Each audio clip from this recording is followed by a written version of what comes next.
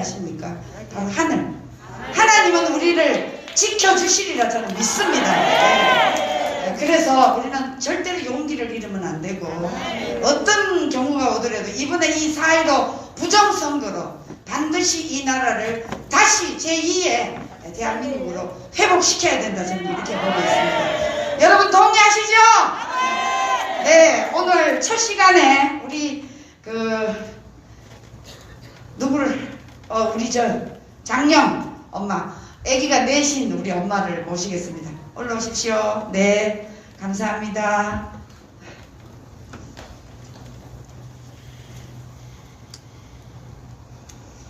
여러분 안녕하십니까?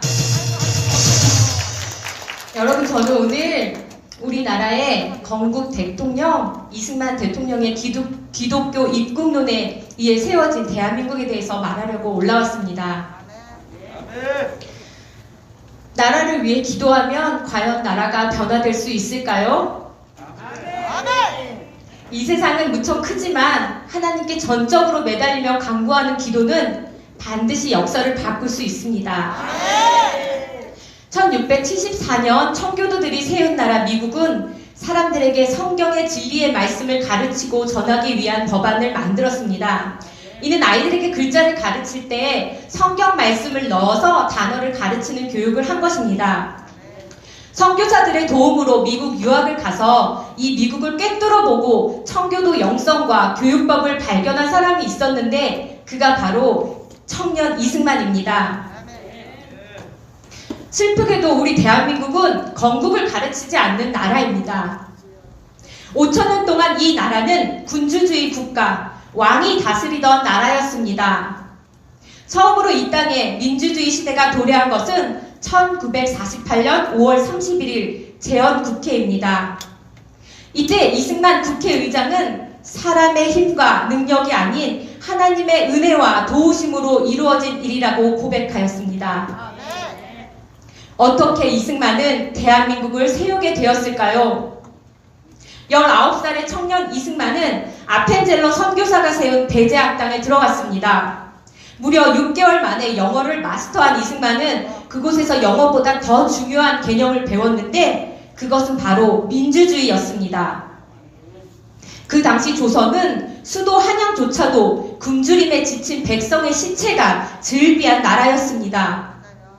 그때 이승만은 민주주의란 임금과 양반이 주인이 아닌 백성이 주인되는 나라임을 배우고 충격을 받았습니다. 민주주의를 배운 이승만은 국민이 주인이 되는 나라, 백성이 잘 사는 나라, 자유를 주는 민주주의 국가를 수립해야겠다는 마음을 품고 협성회보 매일신문, 제국신문을 제작해서 민주주의를 국민에게 알리고자 애를 썼습니다. 결국 만민공동회에서 연설을 통해 조선은 강대국을 의지하지 말고 독립을 해야 한다고, 미국식 민주주의를 이뤄야 한다고 연설해 1898년 23살의 나이에 역적으로 몰려 한성 감옥에 갇히게 됩니다. 그 후 미국 선교사들은 일본의 위협으로부터 고종의 안위를 돕게 되는데 이로 인해서 선교사들의 수제자 이승만은 사형자 신세에서 무기징역수로 감형을 받게 됩니다. 감옥에서의 모진 고통의 시간 동안 성경을 깊이 읽고 하나님을 만난 이승만은 후에 선교사님들이 넣어준 책들을 읽으며 감옥에서 무려 500여 편의 문헌을 씁니다. 이승만 대통령이 남긴 자서전의 글을 소개하겠습니다. 오로지 남은 하나의 희망은 한국 사람을 거듭나게 하는 것이고 그 길은 기독교 교육이다. 나의 인생 목적은 이 길을 위해 준비하는 것이다. 참으로 감동적이지 않습니까? 이승만은 대단한 글재주가 있어서 그가 쓴 문헌이 무려 3,200여 점이나 된다고 합니다. 그의 문헌에서 그는 한 번도 조선 사람을 비난하거나 꾸짖지 않았고 지금은 비록 나라를 빼앗겼으나 우수한 민족이므로 교육을 바로잡아 기독교 교육인 성경을 가르쳐야 한다고 말했습니다. 다음은 1903년에 쓴 교회 경량이라는 글입니다. 세계 각국에 대한 선교사를 파송하여 야만과 미개한 인종에게 전도할진대 우리의 나중 복도 크겠고 우리의 권리도 커지겠고 우리의 영광도 영국, 미국같이 드러날지라 하였습니다. 여기서 교회 경략이란 말이 어렵죠. 국가 경략이라는 것입니다. 이미 100여 년 전에 우리나라가 선교사를 파송하여야 한다고 이승만 대통령은 기술하고 있었습니다. 이는 곧 국가가 바로 서려면 교회가 바로 서야 한다는 것을 말하는 것입니다. 1913년에 쓴 유명한 한국교회 핍박이라는 글을 소개하겠습니다. 하나님이 한국 백성을 이스라엘 백성같이 특별히 택하여 동양에 처음 예수교 나라를 만들어 아시아주의 예수교 문명을 발전시킬 책임을 매기십니다. 하였습니다. 그 당시 우리 아시아에는 우상숭배의 나라들 뿐이었습니다. 그런데 동양에 처음 예수교 나라를 세우라는 하나님의 명령을 따라 고조선부터 시작된 5000년 우상숭배의 나라에서 전혀 새로운 예수교 나라를 세우는데 평생을 바친 분이 이승만이었습니다. 그리고 91세 일기로 생을 마감하며 그가 남긴 마지막 유언, 사랑하는 우리 민족을 하나님 손에 맡깁니다 이었습니다. 여러분, 대한민국의 정체성은 무엇입니까? 대한민국을 향한 하나님의 섭리는 무엇입니까? 이승만 대통령의 기독교 입국론은 하나님이 이 민족에게 주신 명령이고 이 나라의 사명입니다. 동양의 처음 예수교 나라가 대한민국의 건국 이념인 것입니다. 또한 동양의 선교 사명을 감당해야 할 나라가 바로 대한민국인 것입니다. 이제 우리는 우리의 모습과 교회를 복음으로 재정비해야 합니다. 또한 하나님의 말씀인 하나님의 말씀을 우리의 자녀들에게 다시 교육해서 가정도 교회되게 해야 합니다. 이는 국가가 바로 서려면 교회가 바로 서야 되기 때문입니다. 여러분, 이제 하나님 얼굴을 구하며 겸손히 낮아서 기도합시다. 하나님께서 다시 제2의 기적을 일으켜 주실 것을 믿읍시다. 낙심하지 말고 하나님의 신실하심을 바라봅시다. 끝까지 절망 중에서라도 암담하지만 이 조국을 바라보면서 기도로 우리 하나님의 일하심을 바라보고 기대합시다. 감사합니다. 우리 젊은 장영 엄마는 아이가 4명이에요.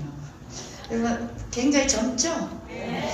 자, 대한민국은 지금 거의 연세들이 70, 80, 60 이렇게 돼도 옛날보다 거의 10년씩은 더 낮아지게 보이지 않습니까?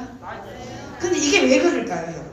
그만큼 대한민국의 경제력이 그만큼 높아졌기 때문에 국민들이 그래도 행복하게 잘 살기 때문이 아니겠습니까? 이것이 바로 그 나라의 국력이고 나라가 잘 사는 그런 것이 바로 우리 국민들의 삶에 나타나는 것입니다. 이것을 무시하고 있는 지금의 이 문재인 정권은 우리가 절대로 용서해서는 안 됩니다. 네. 자, 이번에는 우리 엄마 부대 사무총장 이승려 총장, 여러분 똑똑하고 말씀 잘하세요. 한 말씀 듣겠습니다. 네.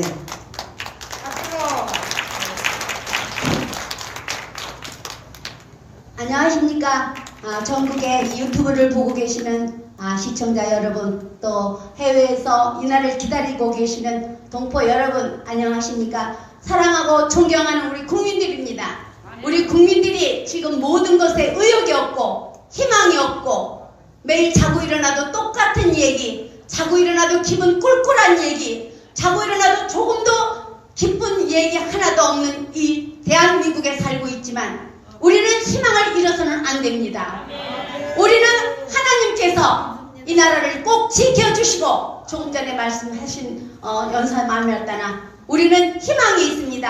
하나님께서 절대 우리를 버리지 않으실 거라고 믿고, 우리 오늘 다 같이 이 유튜브 전국 대회를 통해서 더 좋은 일, 나라가 승승장구할 수 있는 그런 날을 기대해 봅니다.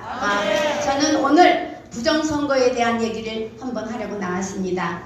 지금 분분하게 부정선거에 대해서 여러 군데서 유튜브와 또 뭐 일반 시민 또 이 가짜 선거 단원인가 뭐 있죠.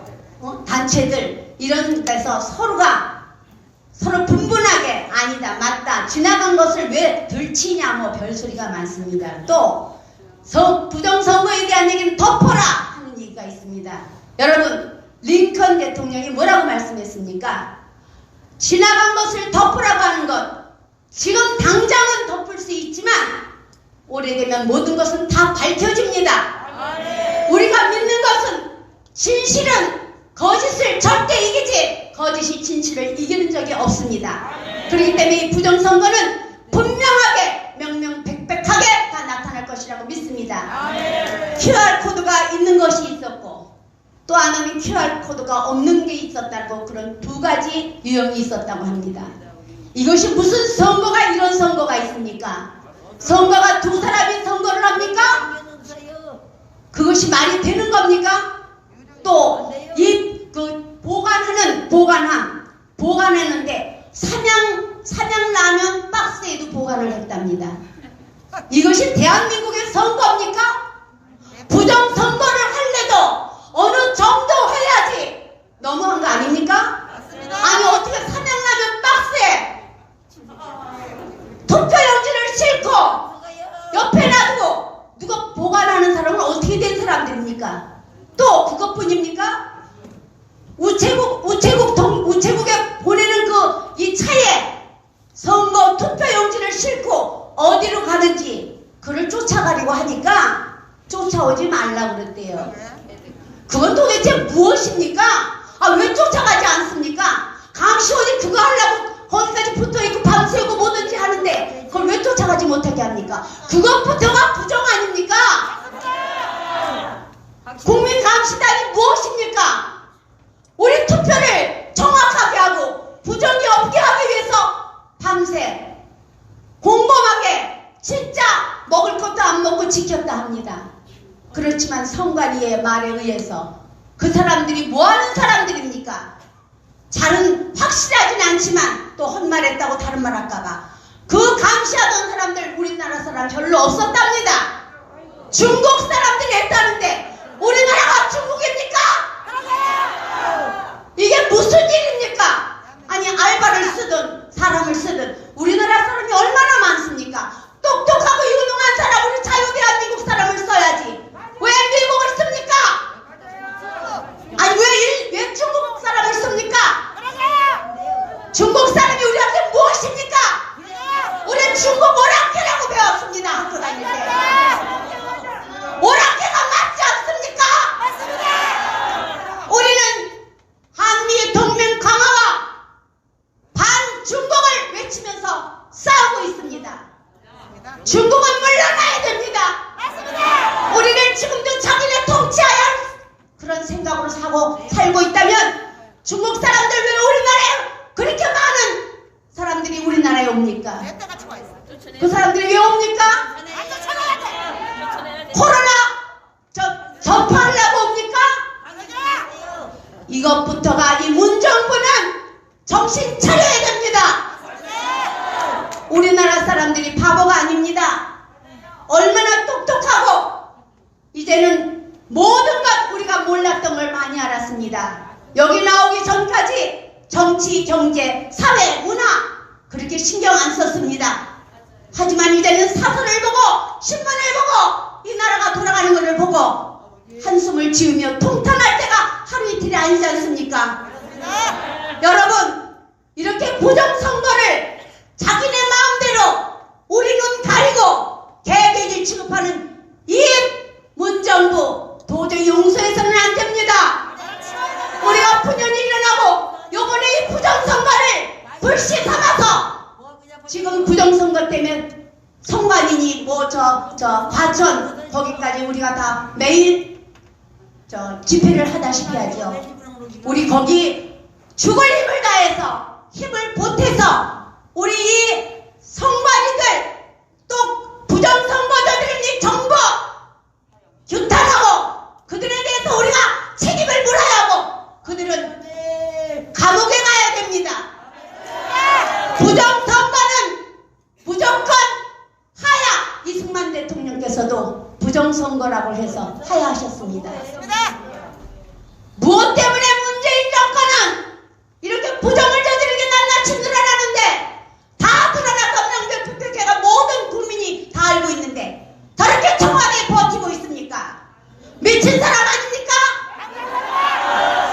제가 오늘 김동길 교수님 뭐를 잠깐 읽었습니다. 그분이 3년 전에 어떤 외교관이 쓴 글이라고 그거를 안 하다가 그냥 별로 책임 안 지고 그냥 별로 좋아하지 않는 사람이라서 안 들었답니다. 근데 오늘 들어봐서 말한다고 하시는데 이름과 성명과 책 이름은 얘기하지 않겠대요. 그런데 문재인을 3년 전에 이 글을 쓴 건데 그 전에 문재인 대통령 아닐 때 만났는데 그 사람은 만나는 순간부터 이북에 대한 북한에 대한 얘기를 했다 합니다. 그럼 무엇을 뜻하는 겁니까? 왜 북한 얘기를 합니까? 우리나라 사람이 우리나라 얘기를 해야지 북한을 왜 얘기합니까? 이것부터가 그 사람은 사상부터 틀린 겁니다. 우리나라를 위해서 태극기를 한번 달아봤습니까? 말도 안 돼요. 개자식이에요. 무슨 태극기를 달겠습니까? 남한정부 대통령입니까? 우리 분명하게 이 문재인 정권 미치고 하기 싫다는 문재인 정권 우리 끌어내려면 요번에 이 부정선거 여러분들 둘이죠. 넷, 여섯 발굴해도 우리 이걸 뽑아내야 됩니다. 그래서 뽑아내서 저 문재인 정권 다 끌어내고 문재인 하야시켜야 됩니다. 하야도 우리는 그냥 옛날처럼 하야 조용히 시키면 안 됩니다. 이자는 분명하게 공산주의자는 걸리지 않습니다. 공산주의자가 맞기 때문에 그러니까 우리는 이 공산주의자 문재인을 끌어내리는 날까지 부정투표에 대해서 분명하게 똑바로 끝까지 파헤칩시다. 감사합니다.